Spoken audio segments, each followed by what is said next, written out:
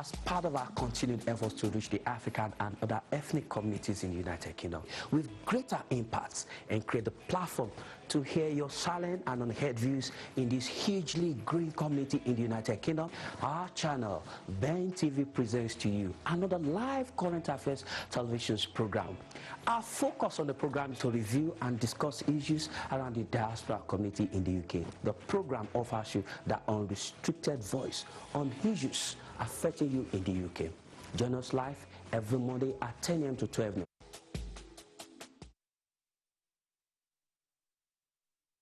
All right, you're welcome back from that short break, and it's still Dialogue in Diaspora. We are in Nigeria and, of course, around the world generally, where we're talking about terrorism. But today specifically, we're looking at the proscription of Ipob and, of course, the declaration that Ipob is a terrorist organization. We're saying, is Ipob really a terrorist organization? I've got Michael on the line. Good morning, Michael. Thank you for joining us on the program.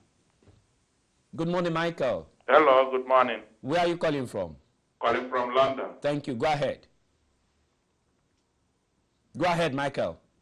Yeah, my contribution to this dialogue, I'm ashamed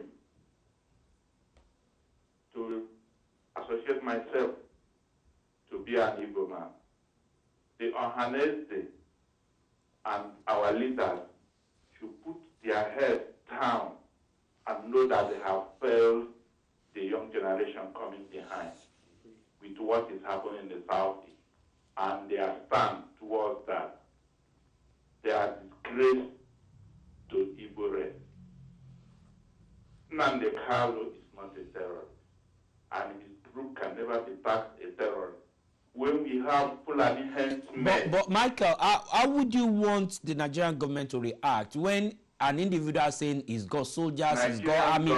Wait, Michael, take this question. Michael, 1 minute. That has been the history of Buhari sending soldiers. But okay, Michael, if you were the president of Nigeria and you have a sect in your country, say, I've got secret service, I've got soldiers, we have our men everywhere in the world, they can make a bomb that can destroy a nation at a go, saying all kind of threatening thing. Can an individual say that in this country and it will not be picked up? Michael? Yeah. Can an individual say things Kanu has been saying in this country and it will not be picked up? Nobody is supporting Kanu on his utterances. Okay. Nobody.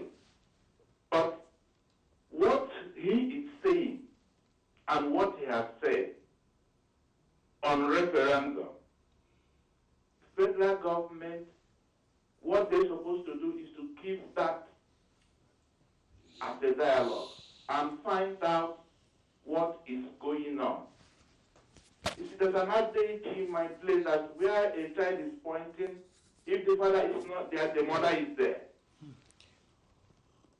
So, Kanu is not the first person to start agitating for Biafra. Owazurike, did you see the media on Sunday? Owazurike is also moving up and down, and when you are telling people that Ipob is a terrorist organization, Owazurike moving up and down because he is dancing to the tune of the federal government and the state governor. You are describing Ipob as a terrorist organization when Rocha Sokorocha are using the Onhaji Ebema terrorist group to terrorize people in Owerri.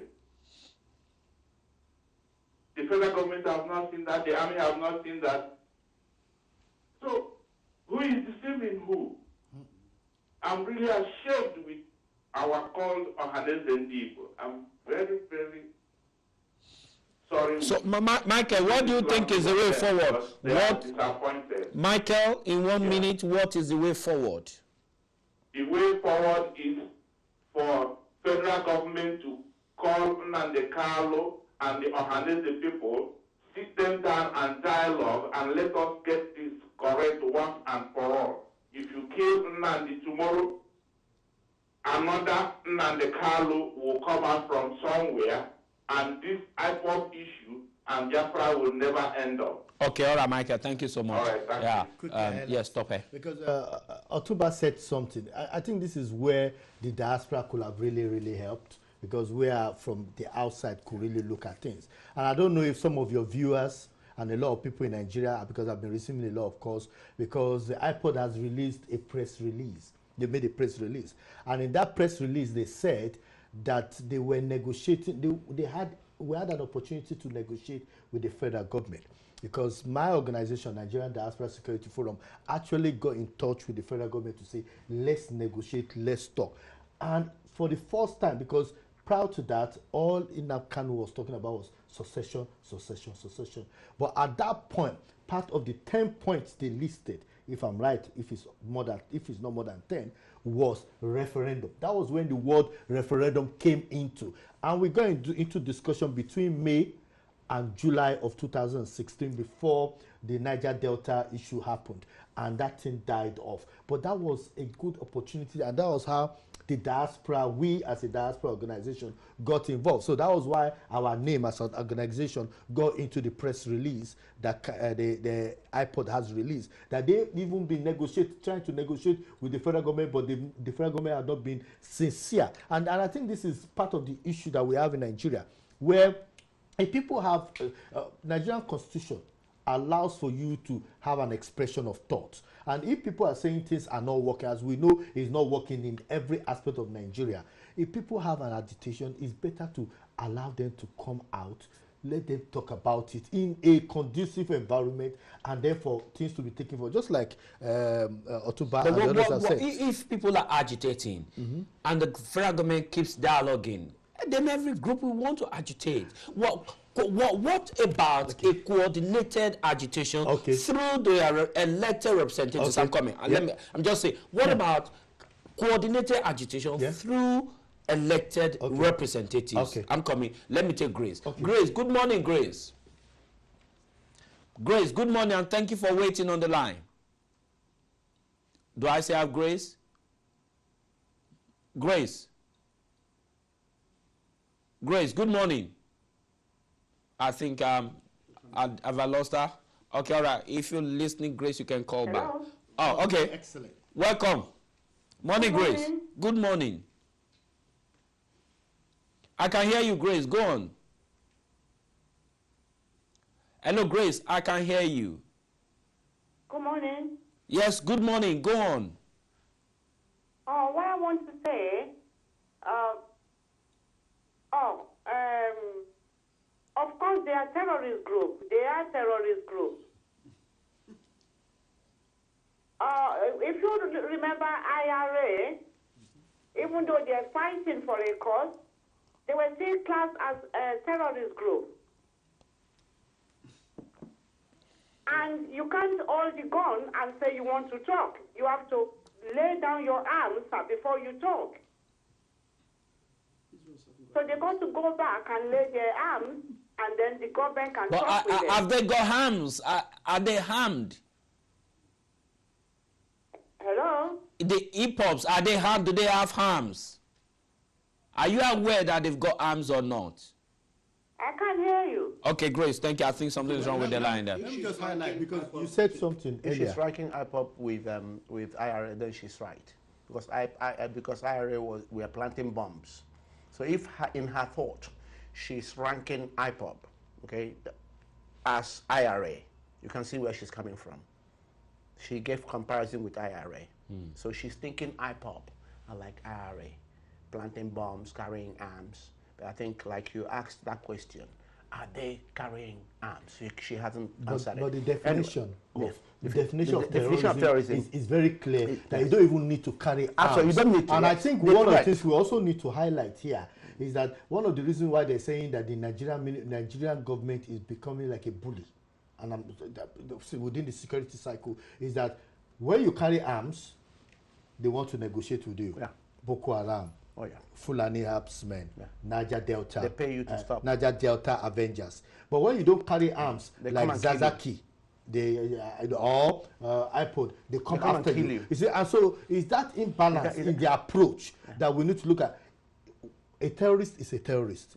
all of them should be treated the same way. If you want to negotiate with one, you should negotiate with all of them. Right. But you can't just pick and choose because one has AK-45, the other one doesn't have, and they are marching on the road. You can shoot and kill them, and because you know they won't actually go after you with weapons. So, and I think that is where the federal government is missing the point. And it's all about, like we always said, Nigeria need to be consistent in the way in which they do what they do. Sorry, let me take Emmanuel. I'm going to come to you, Otumba. Emmanuel, good morning, Emmanuel. Thank you for joining us on the program. Go ahead. Emmanuel, good morning. Hello, Dr. Tunde, good morning. Thank you, sir. Yeah, I just want to chip in for one particular idea, because as I'm talking to you now, I'm talking to somebody is online with me from Lagos in Yaba in particular. And then the question is this. He asked me a question. I was watching you. I was watching Tunde. I was watching all the people speaking. And then, you know, the question she put in, she said that it's quite unfortunate that the situation in Nigeria is getting out of hand, that Fulani headsmen, they do go about with AK-47, killing so many people, using Okada, disguising themselves, and the federal government are still there watching, and they are going after only agitating group in Abia State. Say what is really going on in Nigeria, that people will definitely speak the truth one day. The world is watching, every Tom, Dick, and Harry is watching, people are watching. No matter how people dodge it, the truth remains the truth. The federal government of Buhari, from what she is saying, I'm online with her direct as I'm talking to you, that is biased when it comes to people from Abia State, no matter what people say, that life is to be preserved. A government needs to protect the security and the properties of their people and not to continue to humiliate them, that the best way is negotiate, dialogue, come into consensus. And he's watching the man who said about restructuring. That is the best option, that Nigeria is obsolete. And that's all. All right, Manuel, thank you so much. Thank you, Manuel, for calling in again. Thank you very much to the last caller. I actually believe that one of the things that we have, the problems we have in Nigeria, is we don't go back to our history. In fact, I believe, and I was told, that history is actually not being taught in schools in Nigeria. So how would somebody like Kanu learn about the Civil War? How would people know about what actually happened preceding January 15, 1996? The Constitution of Nigeria had been rewritten from the 1963 one by the military. And the people are not happy with what is happening in the country. Any country in the world that have problems like we do, we all sit down to talk about it, have a national conference, emergency one. There have been several national conferences. There have been, but the national conference organized one. The national conference we have Jonathan now, organized one. The national conference we should do now is about restructuring the nation. We need to actually refacilitate that country. Okay. It's not working. The Jonathan government did one. All these people that did one did not put into perspective the problems we have at hand now. The reports have never been considered at all. That is one of the problems. And the conferences are God national resources. Yeah. Jonathan spent huge amount of money in putting his national conference together. Up to date, nothing had happened. Probably if he had been re-elected, he would have probably worked on it. Obviously, we didn't know. Yep. But let me take this call. Tafida, good morning, Tafida. Good morning, Tunde. Good morning, viewers. Good morning, the panelists. I want to offer a different opinion from those affected. In the first place, I condemn the death of all Nigerians from both sides. However, the Ipob leaders and Ipob group and elite, such as my elder brother there with round cap, prior to now, everybody muted, seeing this kind going around, insulting people, calling people animals. Recently, the Ipob saw uniform, and I called them. They said, we will defend Biafra, and if need be, there will be violence, and they have that capacity to defend themselves. That's using violence. That's what they said. Proscription of this guy Kanu, but not Igbo Kanu. How I wish he was the one that took that bullet instead of those young, vibrant boys that he misled. I'm not looking at those boys as those as criminals as they want to level them, but they are victims of our corrupt leaders from both sides, both from the southeast and the north. All Nigeria, including Yoruba, all the leaders, we know that. All these blame, even if the ones that are collecting allocation, what have they done with it? I want to offer one thing. During Boko Haram, I'm from Southern Borno, and then I'm from there. When Shekau was mad, we all went against it. But you know what? Military were reckless then. Under who? Under Ihijirika. He was taking almost all the youth and killing them extrajudiciously. But that doesn't mean that what he has done is right or is comparable, or when Buhari is there, he should do the same. No. But you know what? You know the kind of argument I was saying is good. It's good without verifying what happened. But we condemn Boko Haram, and innocent people are being killed there. These guys, by the time they start again, the same people that are saying, oh, it's our boys, like those our Malam, that taught those guys are the one in refugees camp running away from the same people they were hailing. True. These guys are terrorist group, nothing more, but he's trying to create a terrorist group with the exceptions of the victim. The victim are his followers. All right, Tafida. All right, Tafida. But Tafida, before you go, Tafida, are you gone? He's gone. Okay, all right, that's fine. Gentlemen, we've got very short time left. Let me take you around again. Is it your thoughts, final thoughts, and way forward for in this case? Okay, my thought is quite simple. One is that we as Nigerians, for now, because we are Nigerians, we need to understand the concept of 1% against 99%. The 99% in the East, West, and North need to realize that this is not about the Yoruba, Hausa, or Igbo. No, this is about the 99% against the cabals, against the cronies, against the administrators that are being operated from abroad. We need to understand this and pull together. We need to work together. That is what this is about.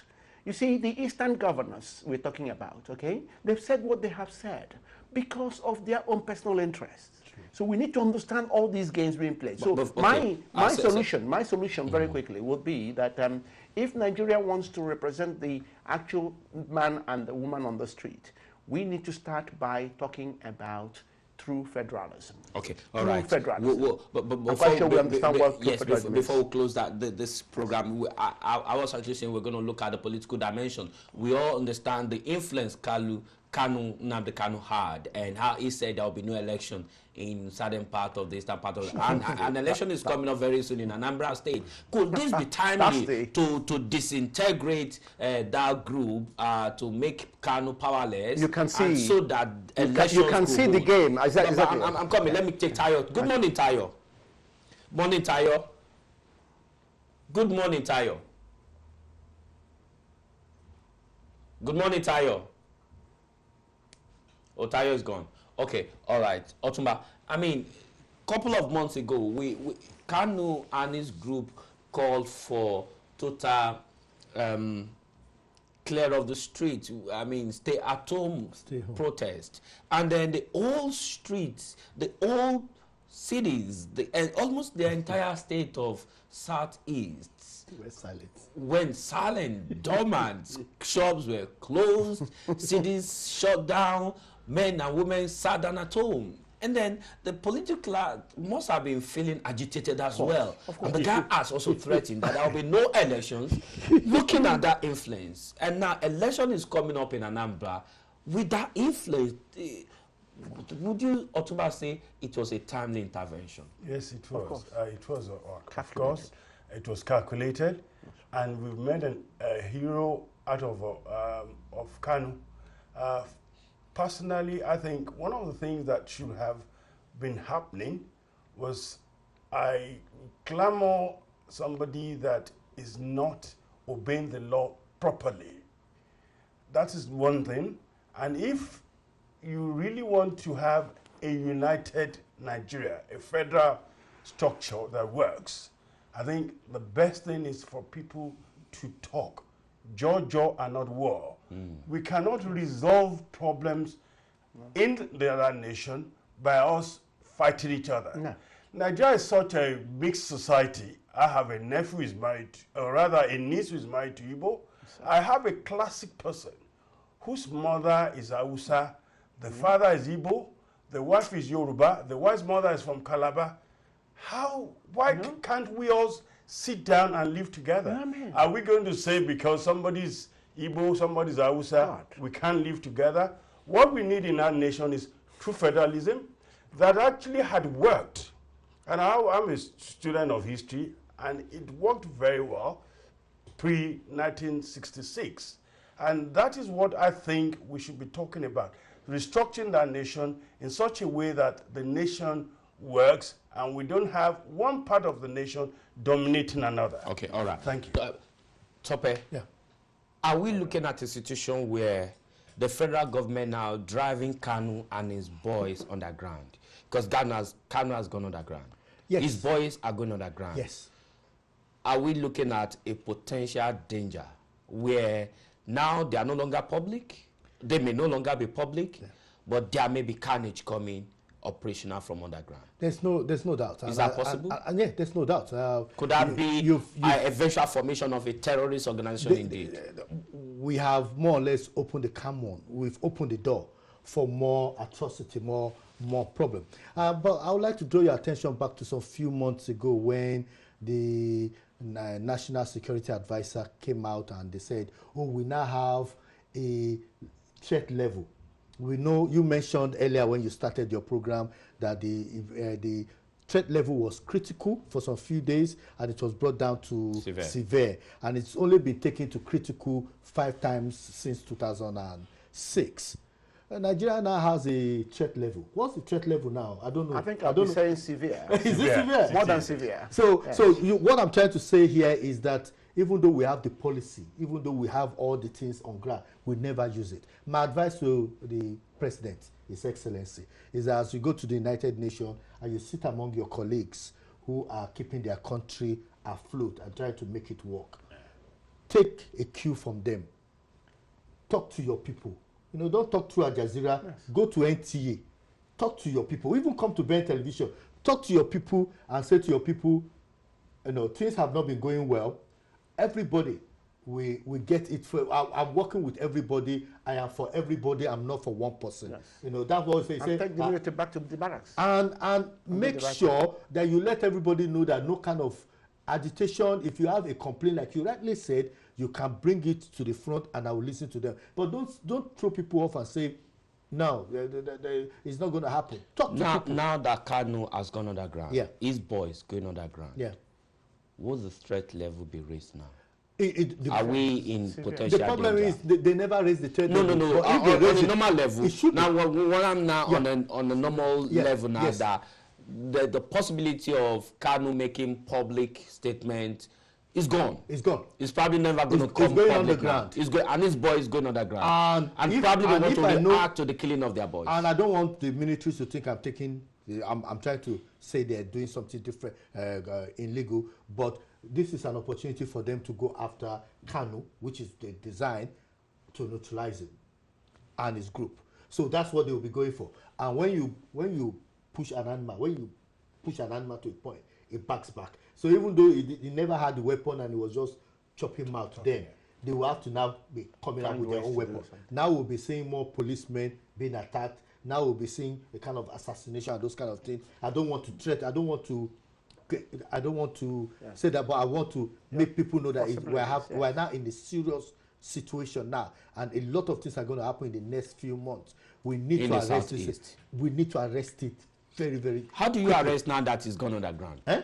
How could you arrest any situation now? Who do you arrest?